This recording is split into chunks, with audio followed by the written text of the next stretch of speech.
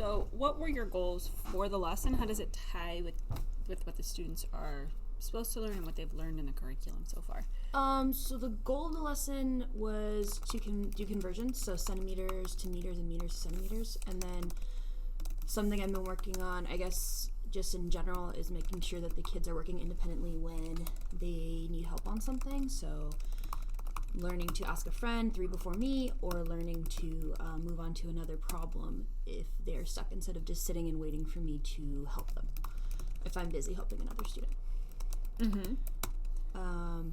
Yeah, but this was the first in a series of conversion lessons. So just the idea of what a conversion is and how to do it. How are you going to assess their ability, not just to convert centimeters to meters, but their ability to work independently? What are you looking for? I guess a big thing that I'm looking for is productive noise. We try to differentiate between productive noise and noise. So productive noise would be I'm stuck, so I'm asking a friend for help, or I'm stuck and I'm getting out of my seat to get help, rather than I'm stuck, so I'm going to sit and talk to a friend and get off task. So I've been trying to monitor that, and then I'm trying to get feedback from the kids and have them monitor themselves. So I've been doing check-ins during the lessons to have them decide whether they're making productive noise or whether they're just doing noise. Okay. How would you determine that them working independently is successful? What are you going to use to assess that? I am planning on doing a ticket out the door, just 4 questions that I can score out of 4.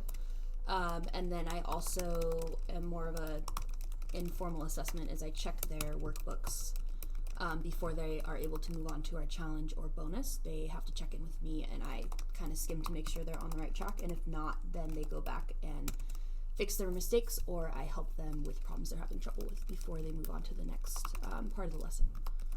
Okay. So if I were to look for that, it would be them being on task and asking for help. That's what I'm supposed to check off, and that's what I saw anyways. So I can edit this part out. I can edit this one. Cool. Okay. Good morning. We're here. Okay, so what managements, so I'm going to look specifically at management skills, just looking at this question here. Okay, so what kind of strategies are you using? How did you make those decisions? How did you promote critical thinking and classroom management in this lesson? How are you going to promote the independent working or establish that? Or how have you? I guess I'm trying to front load behavior and performance expectations, and I'm trying to have the kids self-assess, which is I'm big on the we're doing well, we're doing okay, we're doing not so well. And then a good question I ask is, if we're here, how can we get to here?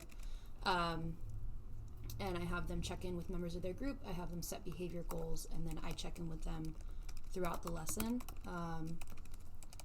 And yeah, I guess for how they're doing on their work, I'm big on stopping during lessons and having them check on their own work and checking their understanding and asking for help if they need it.